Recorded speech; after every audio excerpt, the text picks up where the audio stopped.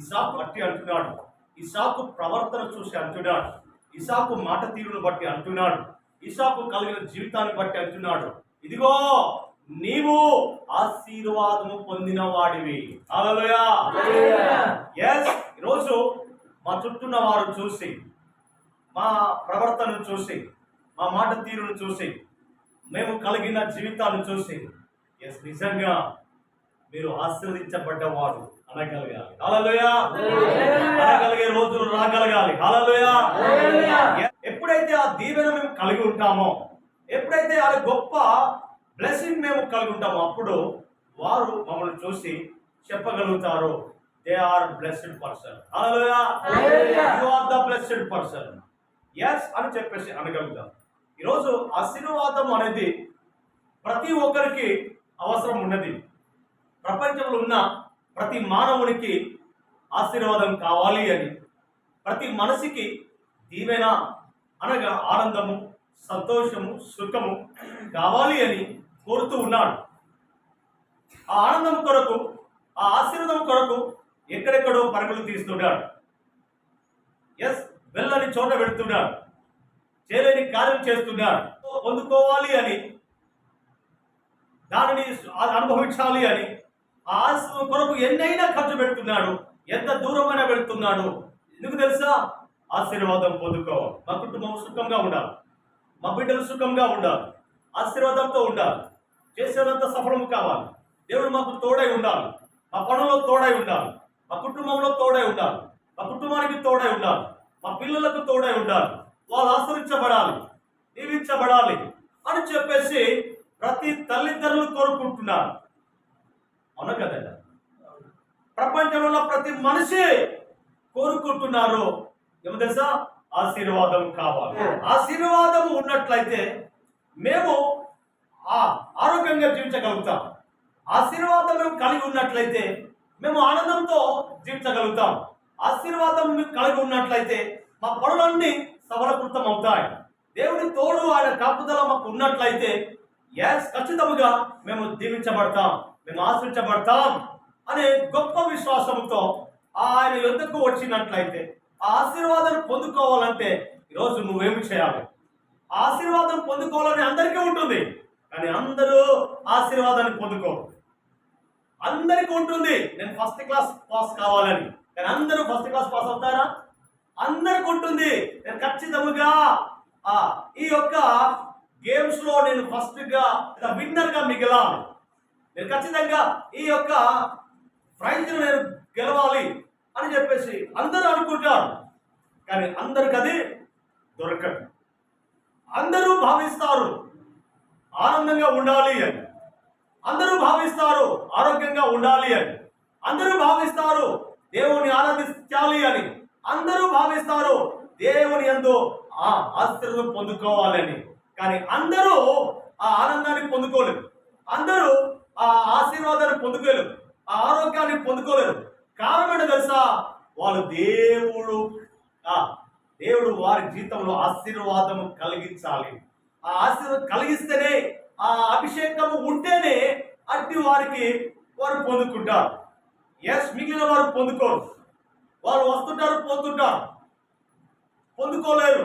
కష్టపడే వ్యక్తి సుఖించగలడు, అంతేగాని కష్టపడకుండా చెట్టపట్ట తిరుగుతూ ఇష్టానుసారంగా బ్రతుకుతూ ఉన్నవారు నిజంగా అట్టి జీవితానికి ఇతరులు ఆదరించే జీవితం ఉందంటారా?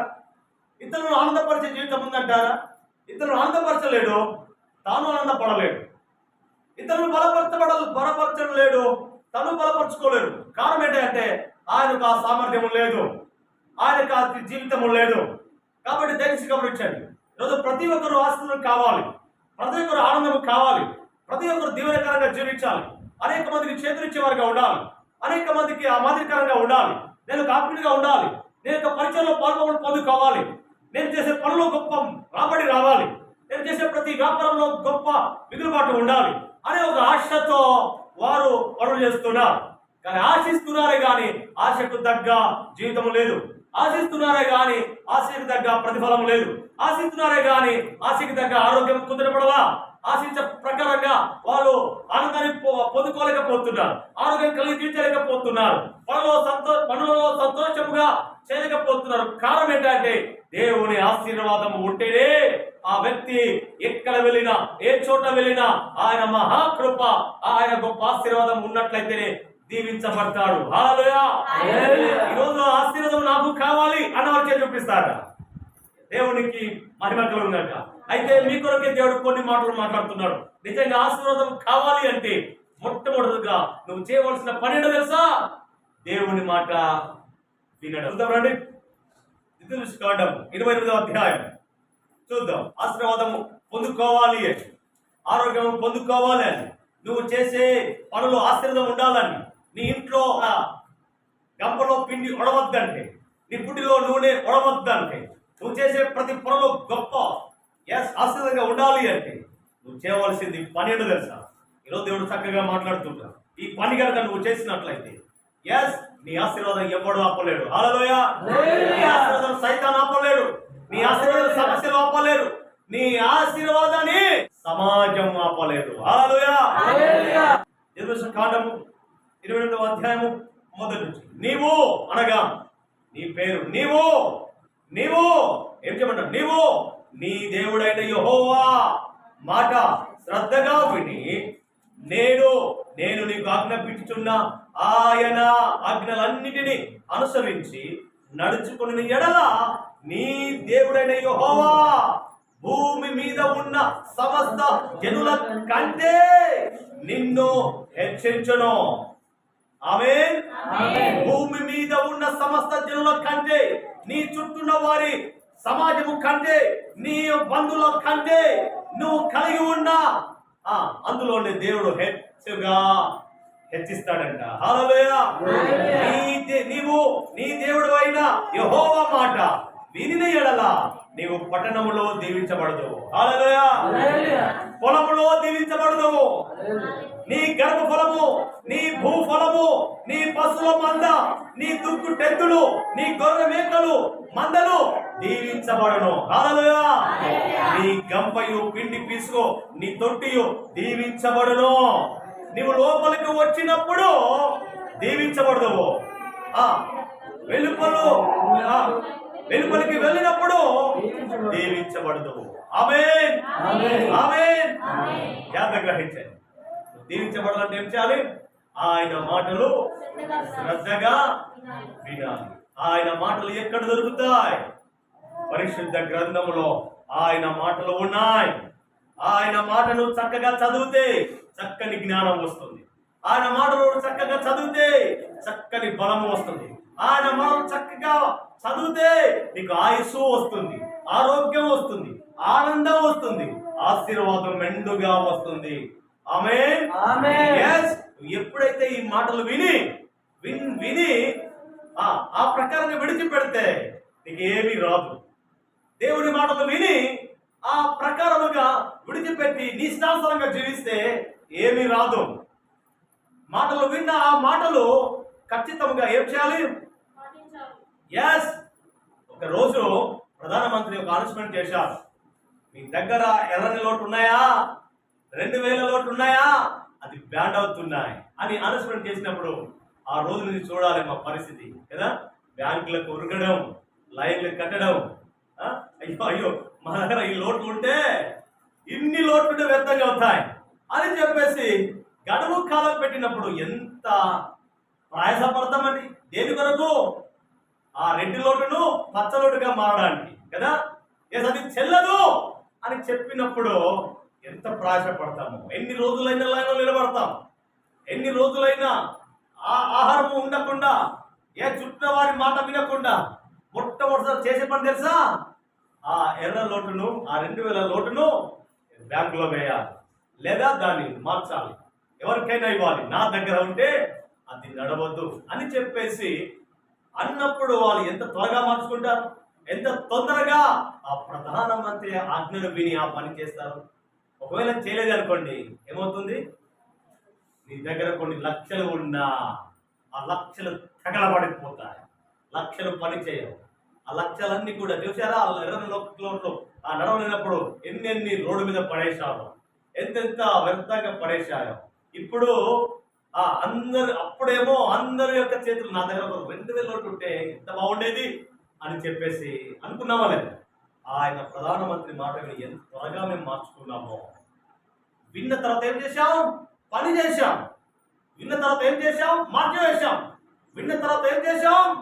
ఆయన అన్నట్టుగానే చేశాం. అదే రీతిగా రోజు మనము దేవుని మాట, యెహోవా మాట, సృష్టికర్త అయిన మాట మేము విని ఆ ప్రకారంగా అనుసరించినట్లయితే, ఆ ప్రకారంగా మేము జీవించినట్లయితే, ఆ ప్రకారంగా మేము మా జీవితాన్ని మార్చుకున్నట్లయితే, ఆయనకు చిత్తము వచ్చినట్లుగా, ఆయనకు ఇష్టం వచ్చినట్లుగా మా ప్రవర్తన మార్చుకున్నట్లయితే, ఆయన చెప్పిన మాటలు మేము సరి చేసుకొని మేము అనుసరించినట్లయితే, మా జీవితాన్ని మార్చుకున్నట్లయితే, ఆయన అంటున్నాడు, నేను నిన్ను దీవిస్తాను. హల్లెలూయా.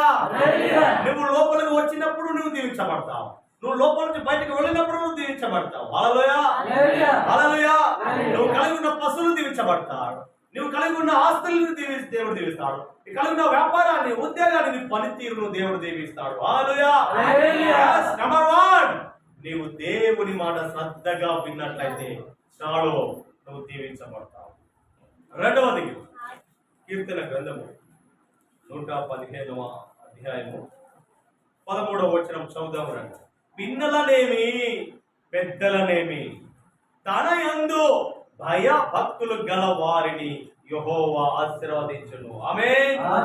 రెండవదిగా, యెహోవా యందు భయ భక్తులు కలిగి ఉంటే చాలు. దేవుడు చిన్నలని పెద్దలని చూడడు. నువ్వు సీనియర్, విశ్వాసంలో సీనియర్వా జూనియర్వా చూడడు. నీ యందు భయభక్తులు కలిగి ఉన్నావా?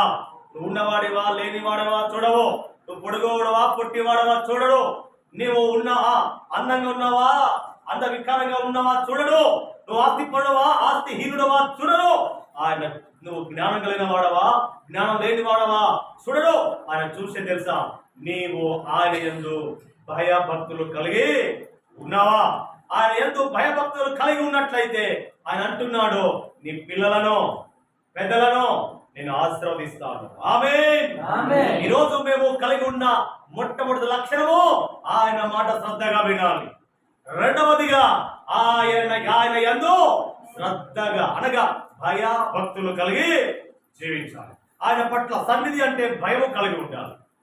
సమయానికి వచ్చేవారుగా ఉండాలి. భయం ఉన్న వారు సమయానికి వస్తారు.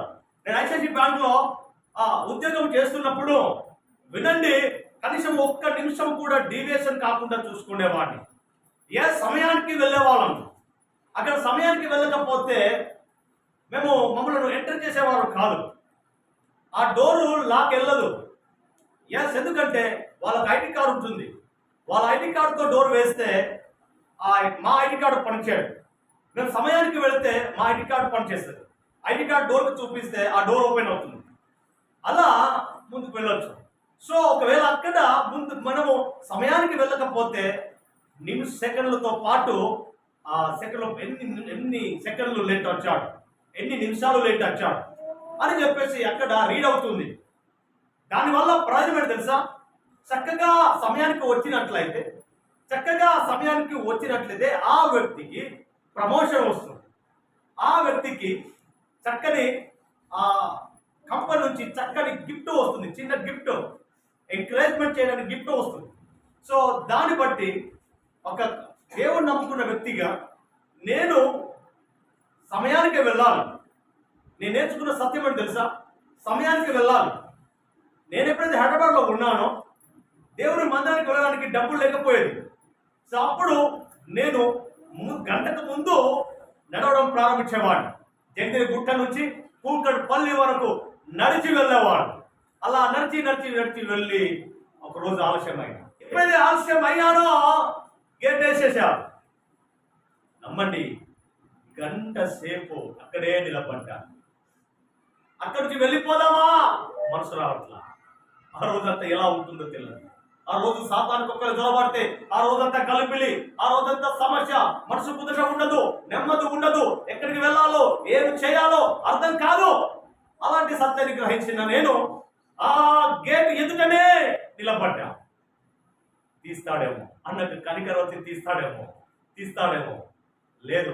ఎందుకంటే అన్న ప్రతిరోజు చెప్తున్నాడు ఏమని, ఆలస్యం ఆరాధన అయ్యేంత ఆరాధనకు లేట్ వచ్చిన వాళ్ళు, చివరి ఆరాధన వరకు ఒకవేళ వస్తే వాళ్ళు ఎంట్రీ చేసేవారు. డైరెక్ట్ వాక్యానికి వచ్చినట్లయితే ఎంట్రీ చేసేవారు. రెండో సెక్షన్లో వాళ్ళు పాల్గొనాలి, లేదా నెక్స్ట్ సండే. అలా ఆలస్యమైన ఆ రోజు ఆలస్యమైన గమనించండి. ఆ రోజులో తీర్మానం తీసుకుంది, నేను ఇక్కడ నుంచి ఆలస్యం రావడానికి వీలేదు, నేను బయట నిలబడి ఉండడానికి వీలేదు. నన్ను చూసి సాతాను నవ్వుతున్నాడు, నన్ను చూసి చుట్టూన్న చెట్లు అందరూ నవ్వుతున్నాను. నువ్వు ఆలస్యం వచ్చి నిలబడ్డావా? ఎస్, నీకంటే ముందుగా ఎంతమంది వెళ్ళాడు. నా మనసు నన్ను గర్దిస్తుంది. నీకంటే ముందుగా వెళ్ళాడు, నువ్వు ముందుగా ఆరాధిస్తున్నాడు. అభిషేకం ఓరికి వస్తుంది, నీకు రాదు. నా మనసు సాక్షి గర్దిస్తున్నప్పుడు ఆ రోజు బోరును ఏడ్చాను సన్నిధిలో. ఆ రోజు ఏడ్చిన అప్పటి నుంచి ముందుగానే నా రూమ్మేట్ తొందర సిద్ధపరిచి ముందుగానే నడవడం ప్రారంభించాను. 3 గంటలు, ఆ రోజే 3 గంటలు లేవడం నేను స్టార్ట్ చేశాను. ఆ రోజు మాకు స్లిప్ ఇచ్చేవాడు, ఏ గంటల గుంకిలు వేస్తారు, ఆ స్లిప్ లో మేము టిక్కు పెట్టాలి. 3 గంటలు వేస్తావా, 3 గంటలకు టిక్కు కొట్టాలి. 4 గంటలు వేస్తావా, 4 గంటలకు టిక్కు కొట్టాలి. 5 గంటలు వేస్తావా, 5 గంటలకు టిక్కు కొట్టాలి. అదే టిక్కు కొట్టేవాళ్ళు. ఆ విధంగా నేను టిక్కు కొట్టింది 3 గంటలకు. ఆ రోజు ఈ రోజు వరకు 3 గంటలు లేవడము అది ఆనవాతిగా వస్తుంది. హల్లెలూయా. ఆ 3 గంటలు టిక్కు కొట్టాను. ఎస్, నన్ను ఎవరు చూస్తున్నారు? నేను 3 గంటలు అయితే ఎవరు చూస్తున్నారు? ఎవరన్నా అన్నతి చూస్తున్నాడా? సేపటి చూస్తున్నాడా? విశ్వం చూస్తున్నాడా? నో. ఎవరు చూస్తున్నారు? సాక్షాత్గా దేవుడు చూస్తున్నాడు. హల్లెలూయా. ఆయనకు నేను తీర్మానం తీసుకుని ఆయన ఎదుట టిక్కు పెట్టాను. కాబట్టి ఆ రోజు నుంచి ఆయన చూస్తున్నాడని. నా రూమ్మేట్స్, ఇదిగో నీకు అవసరమైతే నా రూమ్మేట్స్ కొండ ఎక్కడ ఉన్నాడు, ఎప్పుడు లేచేవాడో, ఎక్కడ ఏ టిక్కు పెట్టుకోవాలమో, టైం టేబుల్ గోడ మీద ఎలా రాసుకునే వాళ్ళమో, ఏ విధంగా ఆత్మీయంగా జీవించే వాళ్ళమో రూమ్మేట్ నాయన. ఎస్, కాబట్టి గమనించండి, ఆ విధంగా మేము ముందుకు సాగేవాళ్ళం. ఆ రోజు తీర్మానం తీసుకున్నాం, ఎప్పుడు కూడా దేవుడి సన్నిధికి ఆలస్యం వెళ్ళవద్దు. ఆలస్యం వెళ్తే ఆశీర్వాదాలు ఆలస్యము అవుతాయి. ఆశీర్వాదం పొందుకోవాలని తహతాలు ఆడుతాం, ఆశీర్వాదం పొందుకోవాలని గబగబా పరిగెడుతుంటాం. కానీ దేవుని సన్నిధికి మాత్రం ఆలస్యం అవుతుంటాం. దేవుని మందిరాన్ని ఎగ్గొడుతుంటాం. దేవుని సన్నిధికి మేము వచ్చేవారుగా ఉండము. కారణం ఏంటంటే కొన్ని సమస్యలు, కొన్ని ఆటంకాలు, ఆర్థిక ఇబ్బందులు, కొన్ని సమస్యలు అడ్డుపడతాయి. వాటన్నింటినీ జయించి దేవుని విశ్రాంతి దినము మహో గొప్ప దినమని నువ్వు భావించి ఆ రోజు వ్యాపారం చేయకుండా, ఆ రోజు నువ్వు పనులు చేయకుండా, ఆ రోజు నువ్వు గొప్పదని నువ్వు అనుకోవాలి. నువ్వు దీవించబడాలి అంటే ఆ రోజు ఏ రోజు? ఉన్నతమైన రోజు అని గ్రహించినట్లయితే, నువ్వు వచ్చినట్లయితే దేవుడు నిన్ను దీవిస్తాడంట. హల్లెలూయా. నువ్వు దీవించబడాలి అంటే, అద్భుతంగా, ఆరోగ్యంగా, ఆత్మీయంగా అభివృద్ధి కలగాలి అంటే యెహోవా యందు భయము భక్తి కలిగి ఉండాలి. భయము భక్తి కలిగి ఉన్నవాడు సన్నిధికి ఖచ్చితంగా వస్తాడు. భయము భక్తి కలిగి ఉన్నవాడు ఖచ్చితంగా ప్రార్థన చేస్తాడు. భయము భక్తి కలిగిన వాడు ఖచ్చితంగా వాక్యము చదువుతాడు. ఒక 30 నిమిషాలైనా ఆ రోజు వాక్యం చదువుతాడు. ఒక 30 నిమిషాలైనా ప్రార్థన చేస్తాడు. ఒక భక్తి కలిగి ఉంటాడు. కాబట్టి నేను దేవుడు చూస్తున్నాడు అనే సత్యము గ్రహించేదానిగా నువ్వు ఉన్నట్లయితే ఖచ్చితంగా యెహోవా యందు భయము భక్తి కలిగి ఉన్నట్లయితే దేవుడు అంటున్నాడు, నేను నిన్ను దీవిస్తాను. భయభక్తులు కలిగి ఉంటే ఇంకో గొప్ప అద్భుతమైన దేవుడిచ్చే ఆపర్చునిటీ ఏం తెలుసా? చూద్దాం, ఒకసారి చూద్దాం రండి. సామెతల గ్రంథము 14వ అధ్యాయము 26. యెహోవా యందు ఏంటంట? ఏంటంటే ఈరోజు నువ్వు ధైర్యం చాటలేదా? నీ పనుల్లో, నీ వ్యాపారంలో ఆర్థికంగా ఇబ్బంది ఉందా? ఆరోగ్యం కుదరపడక అధైర్యపడుతున్నావా? అయ్యో ఏమవుతానో లేదో, ఉంటానో ఊడిపోతానో భయముతో ఉన్నావా? అయ్యో నాకున్న ఈ డబ్బు సరిపోవట్లా, కుటుంబాన్ని మెయింటైన్ చేయడానికి సరిపోవట్లా, అయ్యో నా పిల్లలను చదివించడానికి, కుటుంబాన్ని పోషించడానికి చదివిపోవడంలా, దానివల్ల వచ్చే భయము ఉక్కిరి బిక్కిరి చేస్తుందా? అనారోగ్యం వల్ల భయము, ఆరోగ్యం వల్ల భయము, భవిష్యత్తు వల్ల భయము, వ్యాపారం వల్ల భయము, అయ్యో ఉద్యోగం ఉంటుందో అనే భయము, ప్రమోషన్ లేదనే భయము, ప్రయోజనం లేదనే భయము ఒకవేళ కలిగి ఉన్నట్టయితే ఈరోజు దేవుడు నీకు ధైర్యము ఎలా ఇస్తుందో తెలుసా? ఎలానంట? యెహోవా యందు భయము కలిగి ఉన్నట్టయితే నీకు మామూలు ధైర్యం కాదు, ఎలాంటిది? బహుధైర్యం. హల్లెలూయా. నీకు బహుధైర్యం పుట్టిస్తాడంట. ఆమేన్. అంతేకాదు, అట్టి వారికి అనగా ఎవరైతే యెహోవా యందు భయము భక్తి కలిగి ఉంటారో అట్టి వారికి ఆ పిల్లలకు ఆశ్రయ స్థానము కలుగును. ఆమేన్. వాళ్ళ పిల్లలు చెడిపోరు, వాళ్ళ పిల్లలు పాడైపోరు, వాళ్ళ పిల్లలు మొద్దుగా ఉండరు, వాళ్ళ పిల్లలు శుద్ధంగా ఉండరు. వాళ్ళ పిల్లలకు ఒక ఆశ్రయం ఉంటుంది, వాళ్ళ పిల్లలకు ఒక ఆశీర్వాదం ఉంటుంది, వాళ్ళ పిల్లల పక్షంగా యెహోవా హస్తము తోడై ఉంటుంది. అలాంటి గొప్ప స్థానము దేవుడు ఇవ్వబోతున్నాడు. ఎప్పుడో నువ్వు యెహోవా యందు భయము భక్తి కలిగి ఉన్నప్పుడు. ఆమేన్. ఇంకా చదువుతారా? యెహోవా యందు భయ భక్తులు కలిగి ఉండుట. వావ్, ఏంటనా? బ్రతకాలి అంటే అయ్యో నేను వచ్చే సంవత్సరం బ్రతుకుతే ఎంత బాగుంటుంది, నేను ఏదైనా చేయగలుగుతా, నేను వచ్చే సంవత్సరం ఉంటే నేను ఇల్లు కడతా, నేను వచ్చే సంవత్సరం బ్రతుకుంటే నా కుమార్తె పెళ్లి ఘనంగా జరుపుకుంటా, నేను వచ్చే సంవత్సరం నాకు దేవుడు కనుక ఇస్తే నేను ఖచ్చితంగా 600 100 నేను సాధిస్తా, నేను ఖచ్చితంగా ఇతరులకు మాదిరిగా ఉంటా అని ఒకవేళ జీవించడానికి జీవపు డబ్బము కలిగి అనగా నేను జీవించాలి, నేను బ్రతకాలి, నేను గొప్పగా దేవుడు వాడబడాలి, నేను బ్రతకాలి, నేను ఇప్పుడే నా జీవితము ముగించడానికి వీలేదు, ఇప్పుడే నా జీవితము పాడైపోవడానికి వీలేదు, అయ్యో నేను ఇప్పుడే ఈ జీవిత యాత్రను ముగిస్తే నా పిల్లల పరిస్థితి ఏమవుతుంది, నా కుటుంబ పరిస్థితి ఏమవుతుంది, నా భార్య పరిస్థితి ఏమవుతుంది, అయ్యో నా కుటుంబం ఎలా బ్రతుకుతుంది అని వీటితో భయంతో బ్రతుకుతానో లేదో అని ఒకవేళ జీవపు ఆశ జీవించాలనే ఆశ ఉన్నప్పుడు కూడా జీవించలేక చేస్తున్నాయి సమస్యలు, జీవించలేక చేస్తున్నాయి అనారోగ్యాలు, జీవించలేక చేస్తున్నాయి ఆర్థిక ఇబ్బందులు. ఒకవేళ జీవింపక చేసి ఒకవేళ ఉక్కిరి బిక్కిరి అవుతూ ఉన్నట్లయితే సహోదరుడా, దేవుడు అంటున్నాడు నీవు నా యందు భయము భక్తి కలిగి ఉన్నట్లయితే జీవపు ఊట నేను ఇస్తాను. హల్లెలూయా. దేవుని యందు భయము భక్తి కలిగి ఉన్నట్లయితే ఆ జీవము కలిగి ఉంటాడు. ప్రతిరోజు చుట్టూ వారు 10,000 మంది పడి ఉన్నా, రోగాలతో సమస్యలో పడి ఉన్నా, చుట్టూ వారు 1000 మంది కుప్పకూలిన అపాయము నీ యొద్ద రానే రాదు. నంబర్ 3 చూద్దాం రండి. యోబు గ్రంథము 42:10-12 చదువుదాం. 10 యోబు తన స్నేహితుల నిమిత్తము ప్రార్థన చేసినప్పుడు యెహోవా అతనికి క్షేమాస్థితిని మరలా అతనికి దయచేసాడు. యోబునకు పూర్వము కలిగిన దానికంటే 2 అంతలుగా అధికముగా యెహోవా అతనికి దయచేసాడు, అనగా 2 అంతల ఆశీర్వాదము ఆయనకు ఇచ్చాడు. 12 చదువుదామా. యెహోవా యోబును మొదట ఆశీర్వాదము కంటే మరీ అధికముగా ఆశీర్వాదించాడు. హల్లెలూయా. ఒక్కసారి యోబు గ్రంథం ఎంతమంది చదివారు కదా? యోబు ఆశ్చర్యించబడడానికి కారణం తెలుసా? మీరు చెప్పగలరా? మీకు తెలుసు యోబు ఇంతగా ఆశ్చర్యించబడడానికి కారణం ఏంటి? ఆయన దీవించబడడానికి కారణం తెలుసా? శ్రమలో సహించుట ద్వారా ఆయన ఆశ్రయించబడ్డాడు. హల్లెలూయా. యోబుకున్న సమస్యలు అంత ఇంత కాదు. యోబుకున్న సమస్యలు ఈ రోజు వరకు భూమి మీద ఉన్న వారికి ఎవరికి రాలేదంట. కానీ కొంచెం శ్రమలు ఉన్నా, కొంచెం శ్రమలు వచ్చినా అన్నా ఏం చెప్పమంటావన్నా, యోబుకులు ఉన్న సమస్యలు నాకు వచ్చినాయి అన్న అని బోరు ఎడుతారు. అవునే కదా? యోబుకున్న సమస్యలు వచ్చాయా? యోబుకున్న సమస్యలు వచ్చాయన్నా, ప్రార్థన చేసినా ఉపవాసం ఉన్నా పోవడం లేదన్నా అని చెప్పుకొస్తారు. కాబట్టి దయచేసి గమనించండి, యోబుకున్న సమస్య ఎంత అంత కాదు. యోబు తన దేశంలోనే గొప్ప ధనికుడు. యోబు జీవితము ఎలా ఉందో తెలుసా? యోబు జీవితము దేవుడి చేత ఎలా ఉందో తెలుసా?